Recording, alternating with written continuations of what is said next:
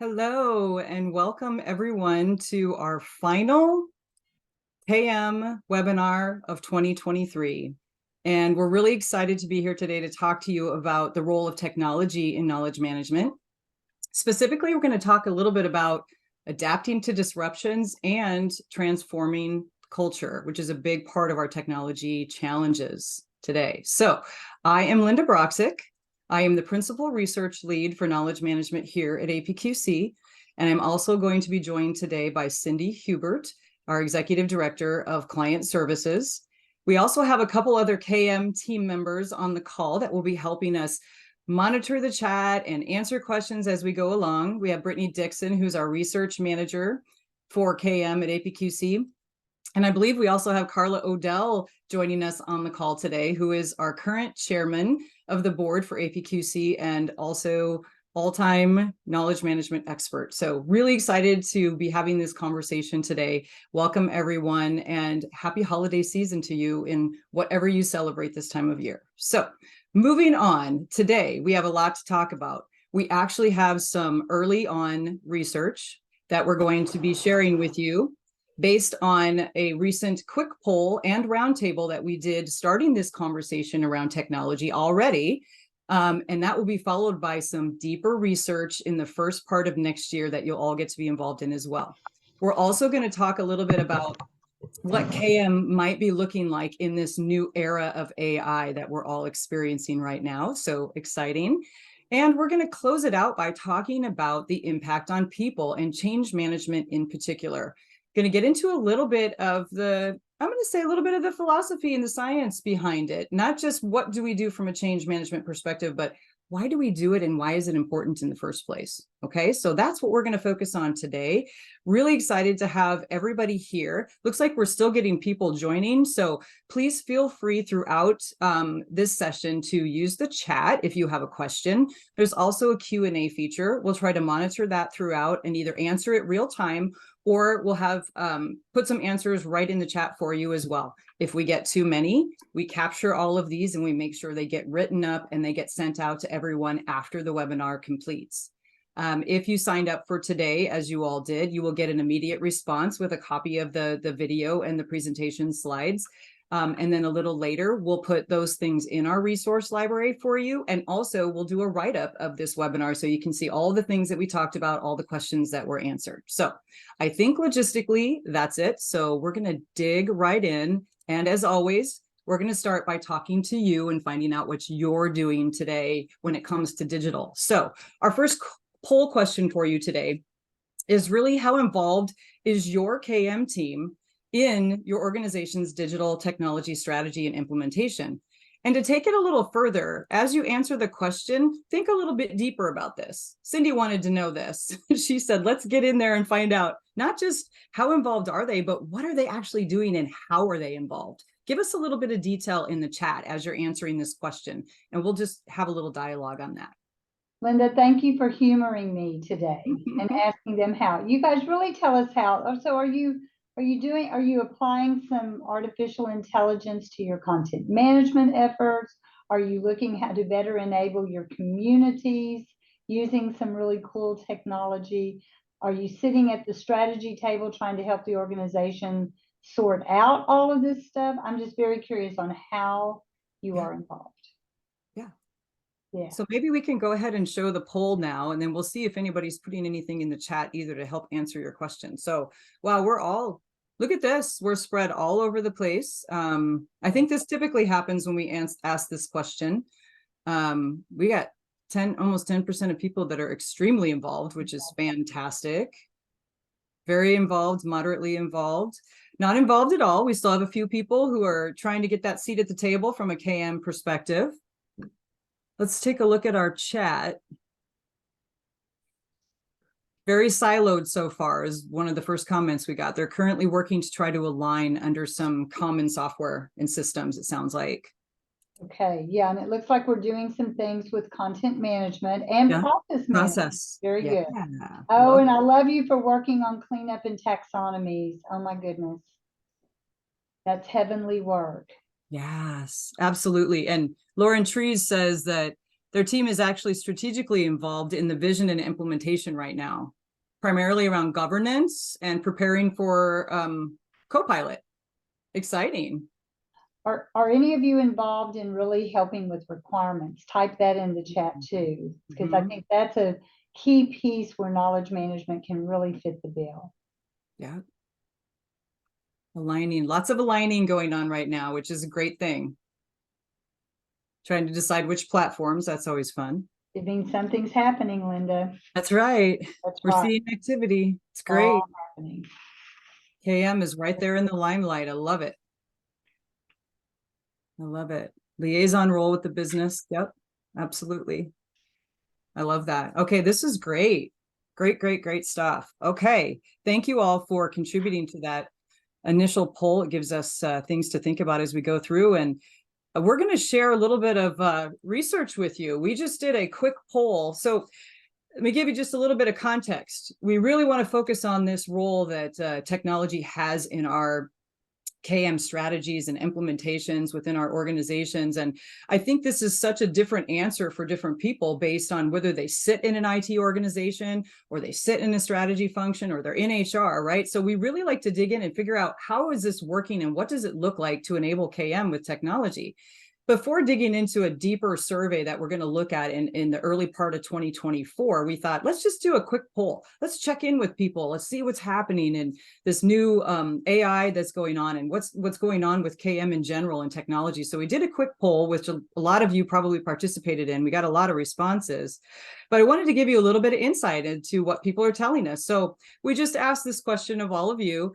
This is a question we also asked in the quick poll as well to get a look at, and this was almost 300 people that we got to respond to this. So a third of the people that responded said basically that they're very or extremely involved, right? So we're getting a lot more KM teams involved.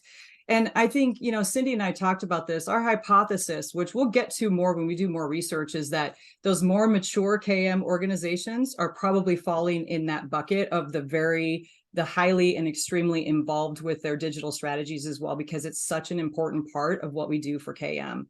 But we do have over half that are slightly or moderately involved. And again, we still have a small percentage that aren't involved at all. But hopefully you all still keep showing up and continuing to find ways to figure out how to get integrated and aligned with your businesses. So, okay. And we had a quick question just because of the word. Can you define digital technology, digital transformation, excuse me? Digital transformation, from the way we're looking at it, is really that overall digital and or technical, whatever I think we have different terms that we use within organizations. Some use the term technical still, or information systems or technology. Some use digital. It's really that overarching strategy that supports all of the business objectives in your organization with technology. And how do we do that in the most systemic, complete, aligned manner, right, with our organization's businesses? That's how I think about digital transformation. Yeah. Cindy, I'll let you add anything you might want to. I want to build on it, and I'm going to toss the ball to Carla, because she has been talking about this for 15 years, all the way from starting with breadcrumbs back when, of the footprint that we leave using technology. And so it really is that transformative where everything is moving from the analog to digital and trying to put all of our teams together. There's a lot of definitions in there. Carla, you want to add on to this conversation? Because I think it's important that we define it as a KM discipline. Well, we do, and Linda and the team actually did a very good job defining it in the Pulse survey, and we're going to stick with that same definition. So I'll go pedantic on you here and just read that to you real quickly. The historical perspective on that, Cindy, is that we have to change this every couple of years, because the world is changing very rapidly, and the disruption of the last year is probably the most cataclysmic change we've seen. But here it comes quickly. Digital transformation refers to the strategic integration of multiple technologies. The primary components include digitizing data and information, automating processes, applying analytics, and enabling digital interactions and communications. And then there's more about it there. But I think it's the big overarching picture of what we're trying to do digitally. Yes. And it assumes now, and I think just by context of the world we live in right now, it assumes that there's probably some leading edge or bleeding edge activity Yep. already involved in it. But, for some people, RPA, is still very leading edge and it's critical to our processes. Enough off of me, but yes, Yeah, that's no, it's the good. definition. That's great. And I like the addition of it typically includes some leading or bleeding edge capabilities as well when you're thinking about it from a transformational perspective. That's what makes it transformational. So that was perfect, Carla. Thank you. Appreciate it. Okay, so we're going to go into basically when we talk about the role of technology, I know a lot of us are thinking about AI, but we're still thinking about those collaboration tools. Those are the things that keep us moving every single day. And what do those look like? And are we still implementing those? And obviously, pretty high in the number of people who are still doing, implementing, and optimizing their current virtual collaboration or cloud-based solutions. The interesting thing to me is that there's still any percentage at all that say they're not considering anything in this space. And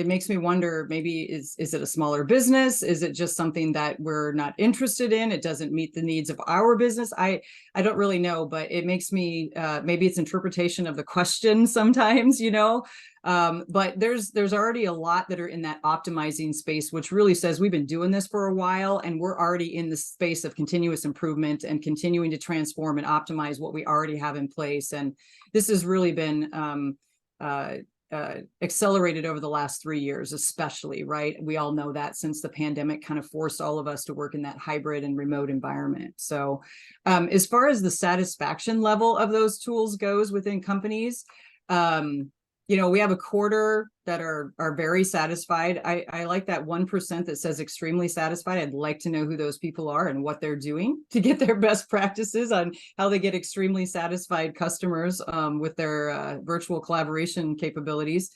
But I thought it was interesting that there's like 25% of the people, basically, to me, they're almost numb to it. They don't like, I'm not satisfied or dissatisfied. Makes me wonder, are they even thinking about it? Is it just considered a necessary evil now that we have to use collaboration tools virtually? I don't know what that looks like. But almost half say they're not at all satisfied or only somewhat. This really touches on that topic of what are we doing to help them with adoption and understanding and education on how to use these tools to the best of our ability, which is why we're going to talk a little bit later about change management and what some of those best practices we can put in play there. Now, the new leading and bleeding edge stuff, right? The machine learning and AI that's happening in our organizations. This is quite different than it was just a handful of years ago, right? Only 13% are not considering anything. 60% of people are in the evaluating and piloting phase of some sort of machine learning, AI, and I'll throw generative AI in that mix. And I think it's that frenzy of generative AI that's really driven everybody to this level. We even have some that are in that optimizing and already operating phase of using AI. So again, we do a little bit deeper research in this early next year, and we're going to get into some of those best practices and find out what exactly is happening in these organizations. How are they leveraging it? What's working? What's not? So excited to get to that next level. Cindy, did you want to add something to this slide? I think you wanted to add some comments here. Linda, I just think that, as I said, this is the generative AI has really thrown us all into a spin, and we've got a lot of great chats going on here.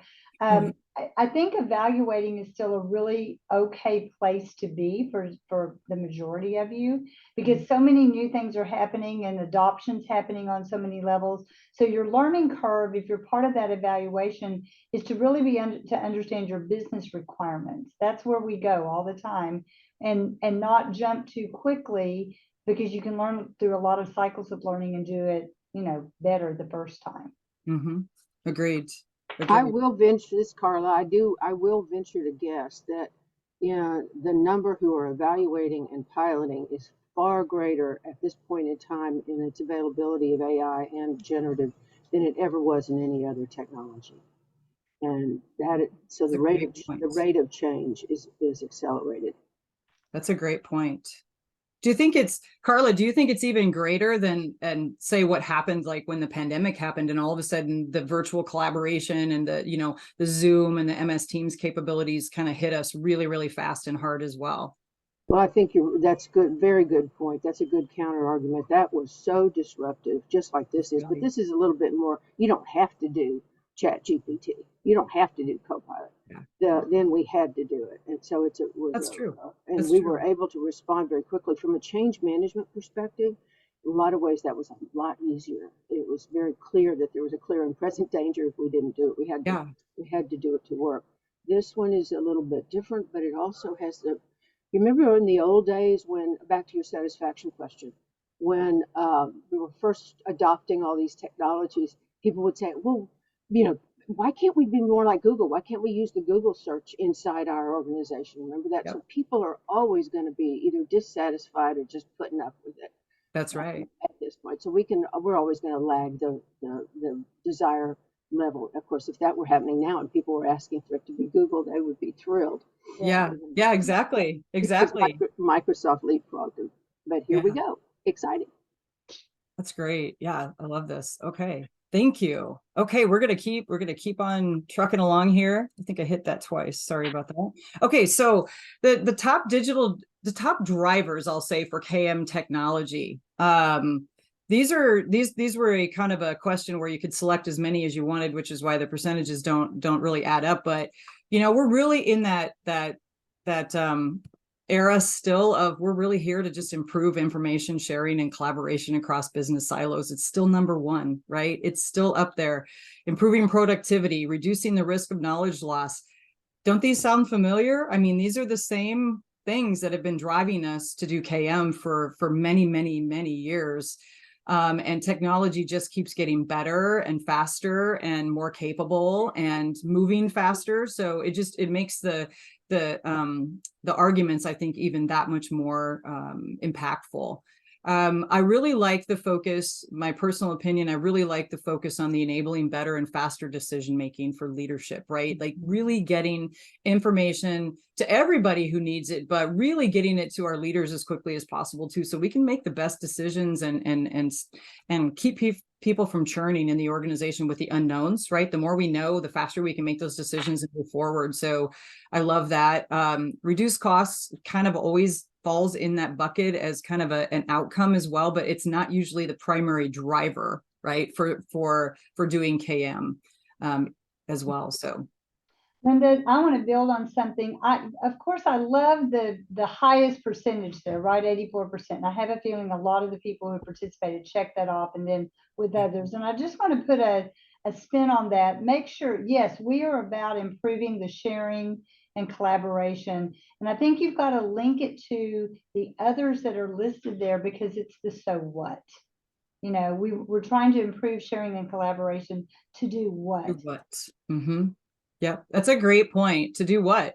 Like it's the number one thing for a reason, because it does help with the improvement of productivity and efficiencies, which reduces costs in the end, right? Which enables a remote workforce for employees. You're correct. So great segue. I know there's some chats going on. I want to make sure we're not missing something here. Yeah, to good linkage. The more you know, the more you grow. For great decision making, we've got a link to logic.wiki. I love that. Check it out. Yeah, I love it. And someone put in here a comment or a chat about the terminology gaps with not everyone refers to things as KM in their organization. And that's a great point. That is something that is a common conversation, I believe, that we have within KM audiences is, and I learned this early in my career as well, and that is to speak the language of the business, right? And if they do want to use the term KM, use it. If they want to use something else, then use the term that makes sense to your organization and to the people that you're talking to, right? That language makes a difference to the audience, and it doing KM doesn't mean you have to say the term KM all the time as well. And I think that's a really important thing. A lot of times we refer to KM technology, we're just talking about technology. It just happens to enable knowledge management services and capabilities, right? So I don't know, anybody else want to make a comment on that terminology point there?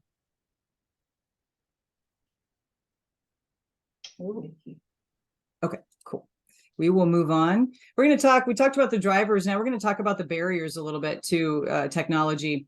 And number one, I know this is a shock to everyone, but it's competing with other changes in the organization, right?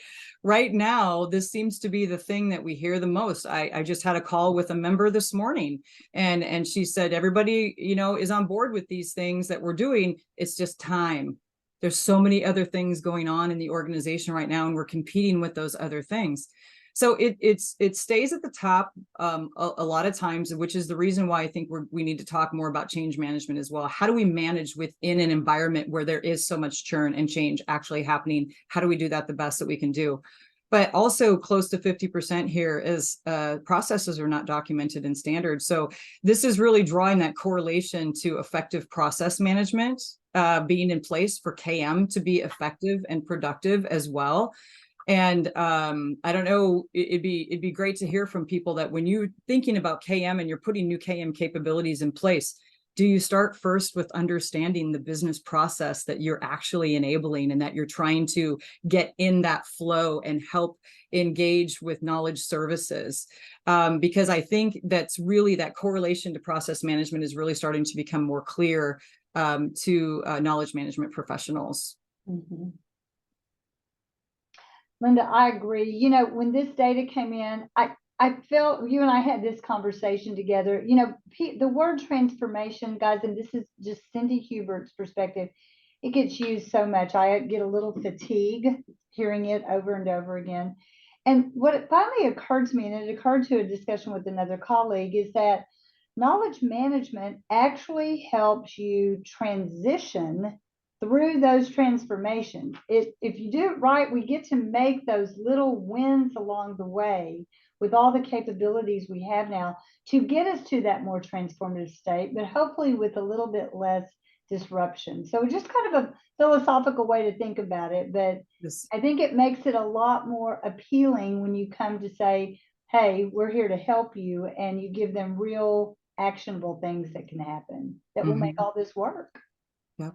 Yeah, absolutely. And, looking at the list of barriers that are on here as well, things like integration challenges and security and governance, those things are up there as well. But employee resistance is still kind of up there as well, which again speaks to that ability to help people understand why, right? We might be implementing some new technologies and how it will enable them to be more effective and help dispel the fears and maybe some of the myths behind what technology will do or won't do, right, for them as they go forward. So just keep those things in mind, keep these barriers in mind too, as we kind of continue to talk. But again, this was data from our early, we just did this survey back in the end of September, so it's pretty recent. And again, we're going to be doing some deeper dive research into the space of technology for KM after the first of the year, and we can continue to build on these stories and maybe get some more ideas around what's actually happening from a best practice perspective within all your organizations. Okay, we're going to move on. We're going to talk about KM in an era of AI. Now, this conversation in and of itself, we could take a whole week and talk about this, right? There's just so much in here to talk about, from the technology itself, from the impacts it has on the organizations, the impacts on certain industries, the new industries that might be coming to fruition because of things like artificial intelligence. Obviously, we can't focus on all those things in a few minutes, so we're going to stick to some high points for you. And we're going to jump in first with a poll. We've asked this question as part of our ongoing research, but I want to ask everybody here today too, what's driving your organization to focus on artificial intelligence, any kind of machine, artificial intelligence, or generative AI, any of those things? Give us some of the reasons behind it. What are the business reasons that you're hearing or you're being asked to go help solve, or that you're seeing your IT organization go help solve with? These things. Linda, this really fits in. We just had one of our participants earlier in the chat said that he is with the technology group and helps. Great. And says that so often he gets to the business people and it hasn't been thought through about, well, what do you want to do? Yep. And what kind of impact is this going to have to your business? And I agreed with him, because I think that we just want to put the tool in, and it promises the expectation of ease and transparency and experience, a good one. And we forget we have to do some work behind it. I think the Absolutely. KMers know you have to work behind Yeah. it. So do our process colleagues. Yeah. Yeah, absolutely. Processing KM people, absolutely. Let's see what we got going on here. Oh, wow. So we have All both reply, yeah.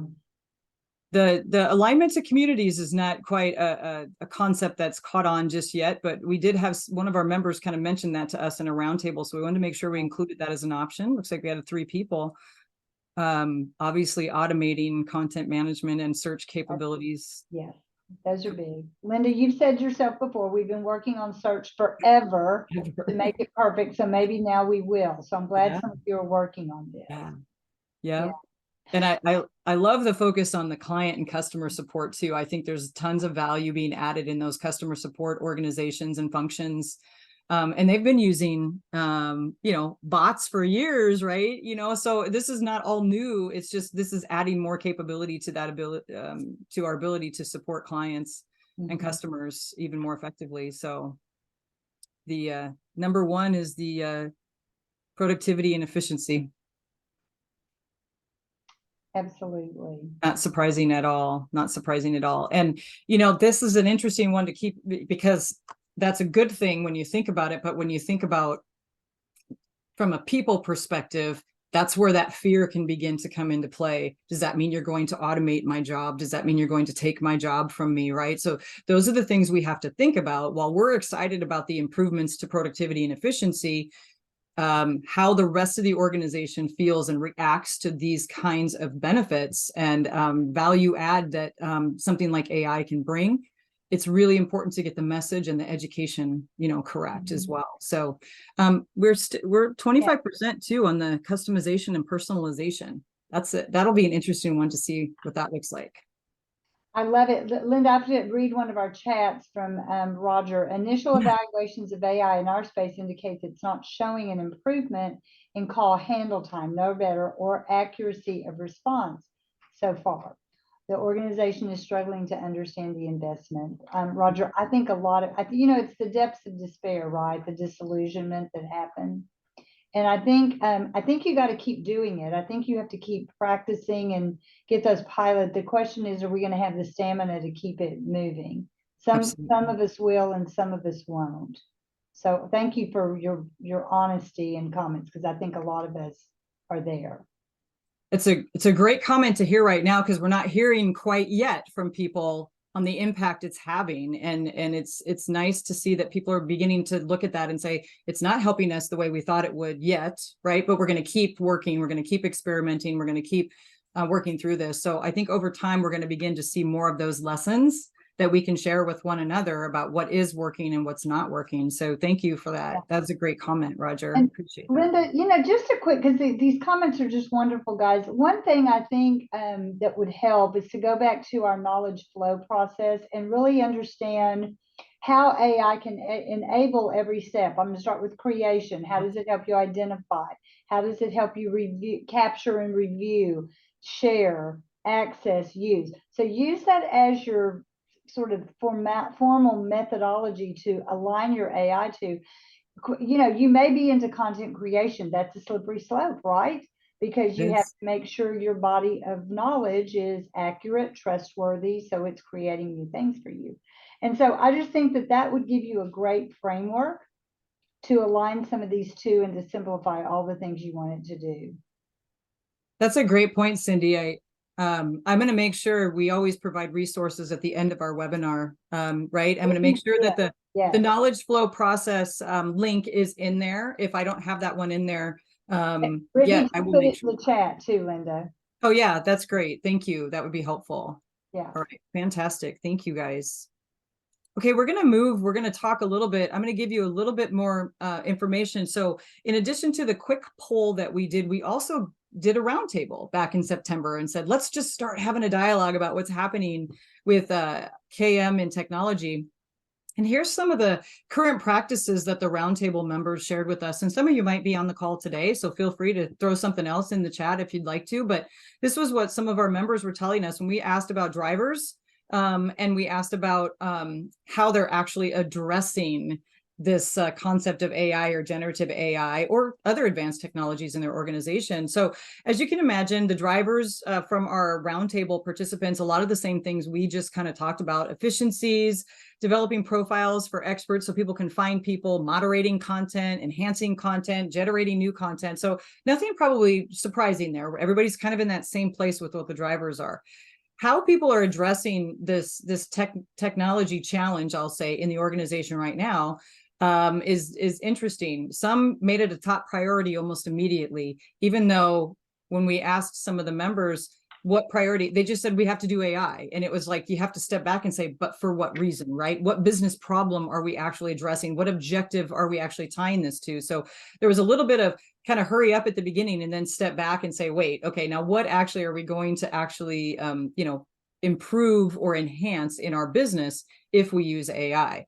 There's also a lot of policy updates going on. There's a lot of concern around the security elements of this, the privacy, all of that with the intellectual property and the data within our companies. So lots of bans being put on using external generative AI from what I'm seeing. Policy updates are being put in place to let employees know what's expected and what they can and cannot use.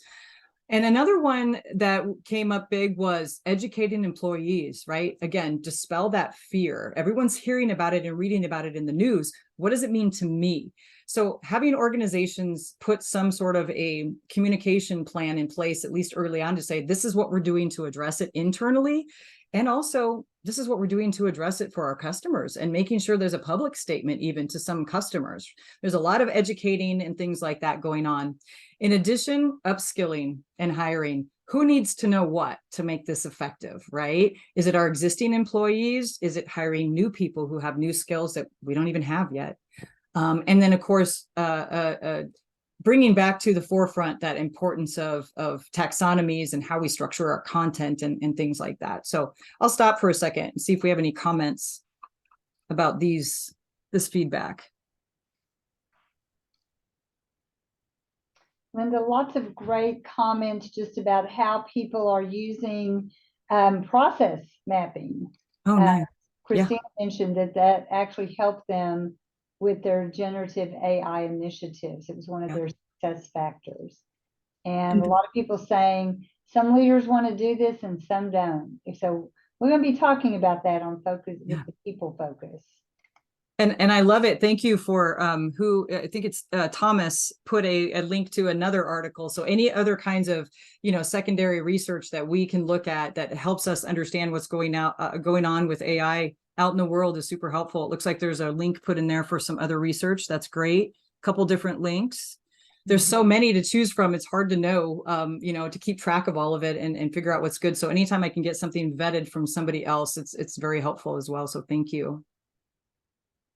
I'm like, Carla, this is moving so fast. It's hard to keep up with it. And you just have to just take little steps and get wins along the way. Even if it's getting people on board, that's a win. That's right.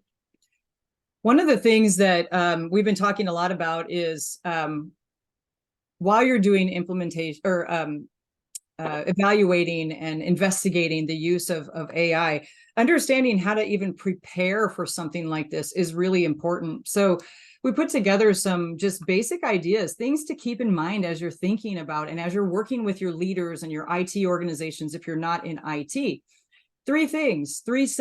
It sounds simple to say simple, but they're not simple, but they're very important. And that is to understand the business need for AI. As we mentioned before, what are the most important use cases that you can benefit from in your organization right now with doing something with AI? You can't do it all at once. Pick those most important use cases. And don't forget to leverage existing KM approaches you already have in place that will enable AI to be more effective. And know and understand maybe what are some of those KM activities or approaches you might need to build. If you don't do content management today, as we're going to talk about, how do we get that in place? How do we start to focus more on taxonomies? And with that, then, is to ensure that you do have effective content management. I know that we talk about AI enabling better content management, but there's still a human factor and a subject matter expert factor associated with content management. What is the most valuable content? Who validates that most important content that you have, there's still a component in there that we have to consider and manage from a KM perspective. So just know and recognize and understand your current content management capabilities in your organization, and make sure that you understand what gaps might need to be filled in order for you to actually leverage AI to the best of your ability. And I always just say, know how to identify the good and the bad, right? And know how to leverage the good and fix the bad. I had a great conversation with a member, and I asked them about what they were doing with AI. And they said, well, we are with content management as it relates to AI. And they said, that's such a great question. They said, because we had these great use cases that we wanted to apply AI to. They had like 7 use cases, and they were all, these are the best ones. This is what we're going to do for our company. And they said, and we have good content management practices in our company, very good. He said, so we thought. Now, when we looked at those use cases, we realized that 5 of them we're going to be able to move forward with our use cases for AI because of the way our content had already been structured and organized. The other 2 were such a mess and chaotic that they put those on the back burner to go fix some of those content issues before they went forward with those last 2 use cases. So it is very important to understand what shape the content is in for that area that you want to go focus on for your use cases. So can't stress that enough. Really, really important. Absolutely. Linda, Christina has another great comment. I'm going to do Christina, I want to shout out. She said one of her managing partners in the service firm, when we think of AI, we think of it as being married to another kind of AI, advisor intelligence. That's a human intelligence, empathy, wisdom. I also want to remind everyone that joined us at the conference, you and Carla talked about appreciative inquiry as the AI that also helped support the technology AI. So I think that that's a real key component of this. I think what inspires us so much is that it can just do so much. The AI, if used properly, can help us see what we may know is there, but we can't actually see it, and it can surface it. And to me, that's been the most exciting thing from just understanding the content needs.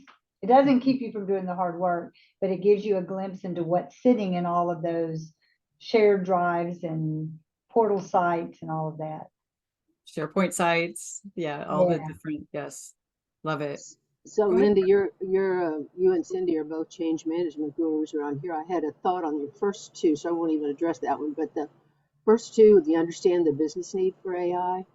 The corollary to that is that somebody needs to be doing the work to understand what AI or machine learning is capable of. Because you don't really know what it can do for the business. If we're only operating from what we know, we won't make any breakthroughs. So we need to understand what it's capable of. And that's the reason that there's so much exploration right now, I think, is that there's a lot of organizations are evaluating what can this stuff do and what is it beginning to do even more of. And then the second one on the, and where do you have cases, because you can actually get proof of concept. Ensure effective content management. One of the things that we're starting to see more of is what they call RAG. Are you guys familiar with that? This was a new term for me, and basically, maybe if I'm lucky, it'll be near the top of this pile on my desk. It is, yay.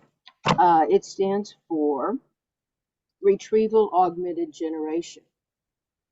What that means is that you can feed generative technologies new data sets and ask them to evaluate and make suggestions based on the new data set, and then forget it instantly after they've done it.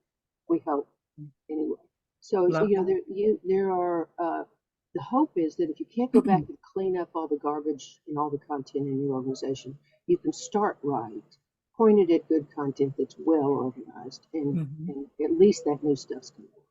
Yeah, that's a great point, Carla. It is a great point. I love that. Thank you.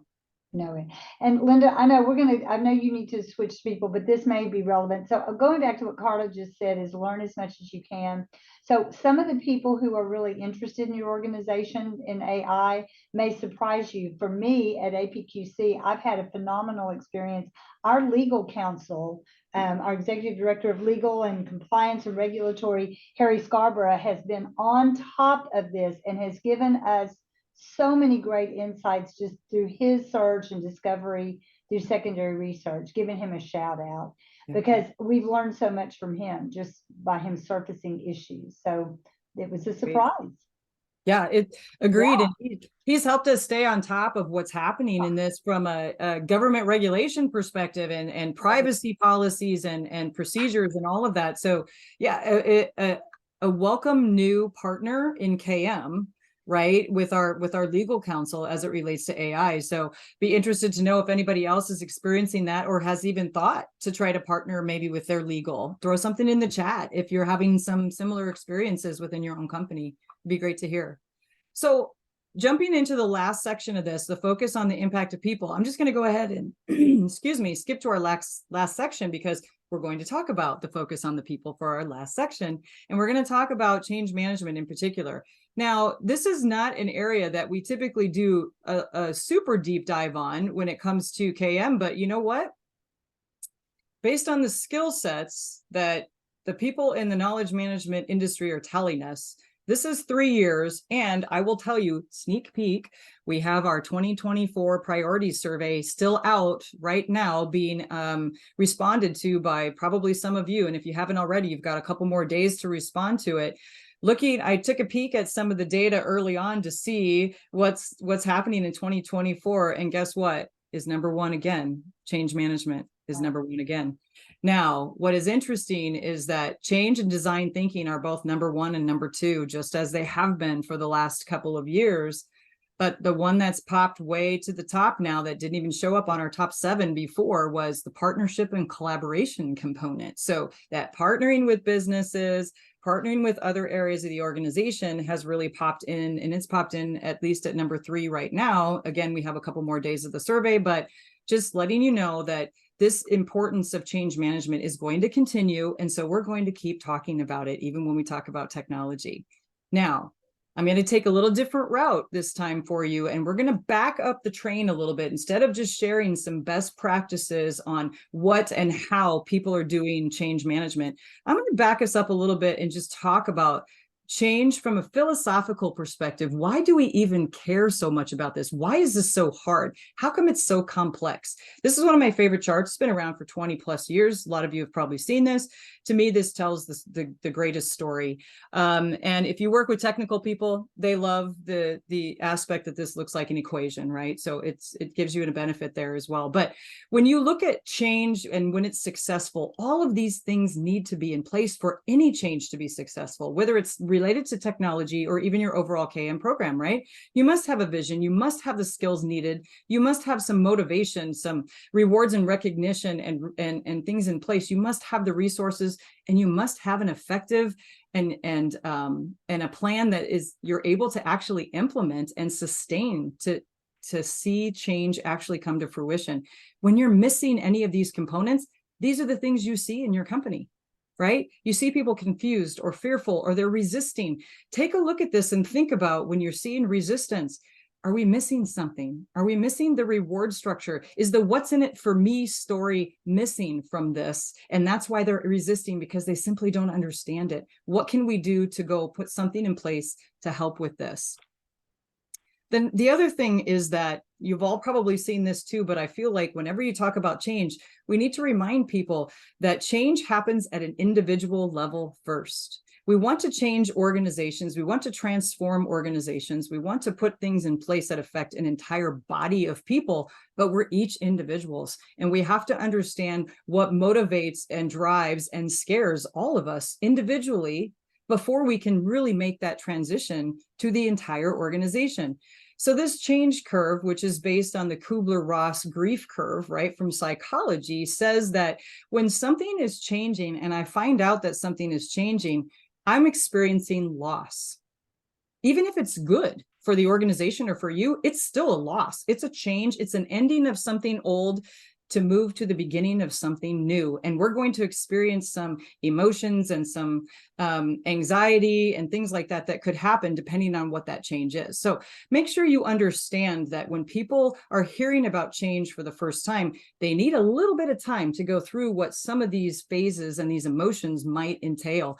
And at the bottom of this screen, you can see why it's important to do certain things at certain phases of a change, right? When it's early on, it's best not to try to push so much or cheer. I always say, don't cheerlead on day one. They haven't had a chance to soak all this in yet and understand what the change means to them. Help them understand, listen to their concerns, help them kind of just navigate through this. And when you're going through a change, you're going to go into a bit what we call the dip, just a little bit, that kind of, I'm not sure what I look like in this new world, right? How's this going to affect my job? I don't know what I'm going to be or who I'm going to report to. There's lots of things that can happen. The longer people stay in that dip, if you look at the horizontal axis, the longer time they're drained from an energy perspective and the more productivity suffers. So our job when we're helping people manage through change is to get them through that dip as quickly as possible and up to the right side of the curve so they can begin executing their role again with comfort and with satisfaction and feeling engaged in what's happening in the organization now in this new world. And you know, it's a very challenging thing to think about because you think, well, geez, I work at an organization with 50,000 people. I can't think of every single person individually. And that's very true from our perspective in the KM world or when we're implementing technology, but you can leverage the people who do interact with these individuals. So what can you do for leaders to help them be able to navigate change with the individuals in their organization more effectively? Making sure you're providing capabilities for leaders, for your champions, for your knowledge management team, your IT team, the people who are driving the changes in the organization, equipping them with change capabilities to the best of their own ability so they can help others move through this change faster. Okay, I just said a really lot, so I want to hear if Cindy or anybody else has any comments or if there's any comments in the chat about this. I think we're all soaking it in, Linda, and agreeing with you. It's She's very very passionate about this, as you all yeah. can tell. So I've learned a lot about this. No, Linda, you know what? I loved your models and bringing them back because I think that we forget and we try to create new change management personas and things when what we have is there, we just don't necessarily apply it in today's context.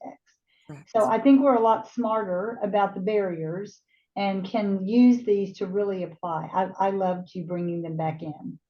Yeah, so thank you. And, you know, I know we're talking about technology, but sometimes technology disruptions can be the most painful for some employees. It can be very upsetting, challenging, scary, all of those things. And I think when you take the time to listen to understand people, you understand why, you know, why is this person so upset about this new technology we're putting in place? Well, you might find out they were one of the ones who put the old technology in place. And now they feel like, you know, something's being taken away from them and they haven't been a part of this new change, right? There's all sorts of things that can be in play here. And so just understanding what's happening in people's psyche and doing a little bit of inquiry to understand where they're coming from so that you can walk a day in their shoes and provide some answers for them that might be more effective and help them through this change process. So, with that being said, keeping those kinds of, I'll say, philosophical things when it comes to change in mind, I hope that those kinds of things help you think about it, because based on our research, and we did a major study on change management last year at APQC and gathered all sorts of best practices from members like yourself on what kinds of things are the most important to ensure that you can manage change effectively. And these 6 things popped up as the key components of managing change.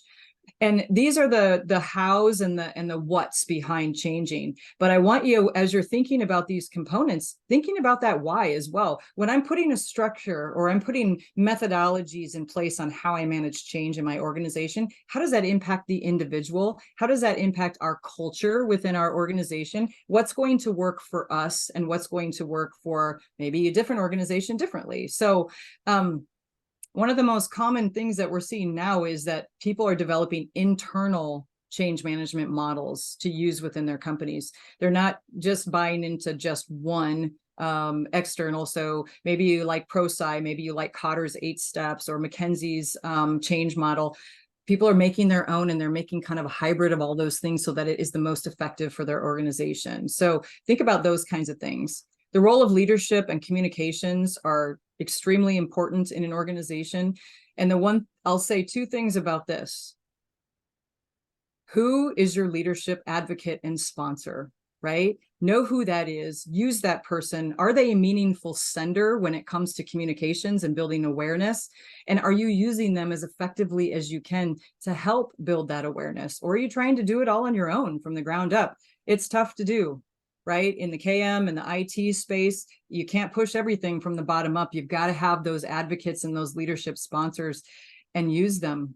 And most of the time, when you go to them and you ask them to do things to advocate for the changes that they're asking you to put in place anyway in the organization, they're happy to do it. They're happy to comply. They're happy to communicate, talk about it at an all hands meeting, record a video to be shared with the rest of the organization, right? They love to get engaged in that. You have to ask usually to get them involved. Training is obviously key when you're putting new skill sets in place. You've got to have some great training capabilities in place. And we've talked about training for years in the KM space, the different types of training that are effective, depending on whether you're teaching a technical skill or a soft skill or what have you. So make sure that you're leveraging the training resources you have in your organization as well. Most of you probably have amazing learning and development organizations that you can leverage for things like this. And hopefully you're doing that. Or you might even have a training team within your IT or your KM department as well, which is even better, right? Engagement. This is that really, to me, this is at the heart of managing change, and that is getting to that emotional connection of that employee and helping them understand why this new way of doing things is going to be the best way forward. And the best way to engage employees is to take them along for the ride. Include them in the change as best as you can. Get them involved early, get them involved in advocating for the change, get them involved in messaging and telling the stories as to why it's important to them. But the earlier you can engage people as much as possible, right? I know sometimes things have regulatory requirements or have legal things that you might not be able to engage people right away, but when you can, early engagement is the best thing, taking them along for the journey. So by the time the change happens, it's kind of like, oh, okay, it's here. Great. And it's not a total shock and it's not overwhelming to people. And then finally, the rewards and recognition structure, which is always extremely important to make sure that you're asking them to do something different. Make sure that you're giving them the feedback. We appreciate what you're doing. Thank you, right? Thank you for your attitude. Thank you for your behaving in the new way we're asking you to. And some of them, those are formal things, right? Giving rewards or incentives to people for doing things the way we need to do them in the future. So really important to have those things in place. And one of the things about rewards and recognition too, I know that comes up a lot, is if you're asking people to do something different, are you measuring them on it? Is it in their performance review? That means a lot to people. If it's in my performance review, I'm definitely going to do it and I'm going to get on board, because that means we're going to talk about it. You're going to give me some feedback. We're going to keep moving forward. So think about how that impacts your reward, your performance system that's in your company as well. That's a big deal to do that. Linda, I'm so glad you said that. I guess I'm a Sorry. little biased because I come from a benchmarking and data and for metric driven organization. We love that at APQC, but I see measurement as being a really positive change for tools. Some people don't, but I'm glad you coined it that way, because if you truly start impacting performance of a business process, of an overall functional area of people, and setting some performance expectations, you do get down the road pretty far, and you can use that as a driver to get people moving. It is one of the top 3 drivers that we see in our maturity assessment on knowledge management of all the other capabilities. That's true. That is true. And if I had to add it, I'll be honest with you, this is all based on research right here, but my own, this is Linda Broxick's opinion here. When it comes to components of change, I would actually throw measurements in there as well as one of the key components of making sure change is effective. And in all honesty, I would go back to this complexity slide that, and I would add another vertical that includes measurement, because if you don't have effective measurement in place, you may not be effective with your total change either, right? So to me, there's a big correlation with measurement, and we're going to do some more research on measurement next year, aren't we, Cindy? Absolutely. This is going to be fun. That's a promise. It is a promise. All right, we've got one more poll, and we are getting close to end of our time, so we want one more poll. I want to find out what you're thinking when it comes to change management. So which of the change components does your organization struggle with the most? And you can choose 2 in this one. We want to kind of just focus on the top 2 from your perspective. This helps us again with really understanding where we need to take some of our research in the future when it comes to change, the places we want to focus on. Geez, we should have added measurement here too. Pop that in the chat if that's something important to you, put that out there. We didn't have that as a choice, but Absolutely. this one's always interesting because I always have what I think it's going to come out to be based on different audiences. And I've done this poll with a couple of different audiences in the last couple months. So, oh, thank you. Oh my gosh. Talene, was that you? That was our amazing webinar support manager there, Talene. And I think she just added the rewards and recognition to our poll. Thank you. Or the measurement, maybe or was it the rewards that we added? Maybe I'm seeing things. Yeah, that was okay. Oh, sorry. I looked to the other screen and then came back and I felt like there was another one added, but. All right, let's see. I think we're probably done with this one. See what we got, where people struggle with. Interesting. Now, this is interesting. The last time I did this poll with a group, communications was number one. And this time we've got employee engagement. So we're really, which is again, really at that heart of change, is how do you get people engaged and bought into what's happening with the change?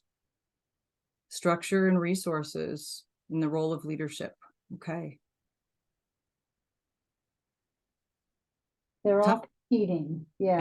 And they're all tough. It's all tough stuff, right? But you get to one or two of these, and I feel like you might start to get some traction with the rest of them as well. If you've got a great leadership sponsor, how do they help you with engagement, right? If you've got great communications, how do you use that to your advantage to enhance employee engagement, right? Think about how they might work together. But this is great. Thank you, guys. And let's see, we've got. The last thing I was going to do was when we did our, again, this is kind of based on our roundtable and some conversations we've been having with members. We wanted to share with you. These are some of the early things that people working with some of these advanced technologies in their organizations are telling us that they're doing to help drive the change and the concept. This is in particular around artificial intelligence, but I think it still rings true for really any kind of technology. But driving the implementation with an executive champion, right? You've got to have that executive champion. Why are we doing this? Who's the advocate? Who's the voice of the change? Working to instill that data-driven culture concept. We're still doing that, and it's important. Educating employees and aligning content owners to subject matter experts. We even have a couple people who have said because they've learned from other organizations the benefit bringing a technical career advancement program to their organization has had. It's actually helping because those people that are in that technical career path and advancement program are becoming advocates for the changes happening in the organization as well. So another interesting kind of way to think about managing change. Dashboards and metrics, as Cindy had mentioned, having measures in place and letting people see the value new things add to the organization is really helpful in telling that story, because some people are like, well, prove it. How is it more important? I want to see why it's more important to me. And making sure that your communication plans are at all layers of the organization. And I don't think I can stress this one enough, because a communication from the top of the organization is really, really important, and it stresses that overall executive champion level. But when you look at research from a communications perspective, 3/4 of people in organizations say they want to hear about changes from their direct supervisor or manager. That's the person most important to them in their space every day. It's the person they trust the most. It's the person who gets them the most on what the change is going to mean. So make sure you're getting communications to the right layers of the organization and that they're capable of communicating that change effectively to the individuals that are impacted. And with that, we are at the end, and we are at 1 minute, and I know we had questions and comments throughout, so thank you so much for that. Hopefully we were able to answer those. Cindy, I'm going to let you take the floor for the last minute and close with any comments, and then we'll just wrap it up. Linda, I just wanted to tell everyone, thank you so much for the comments, because we learned so much from you and see what's on top of mind. And it looks like some of you are just very much involved in your discussion about the role of technology and how it is going to enable all the work that you're doing. So as Linda said, look forward to upcoming research, and we're going to be having a lot of conversations around this. Thanks, Linda, for letting me join.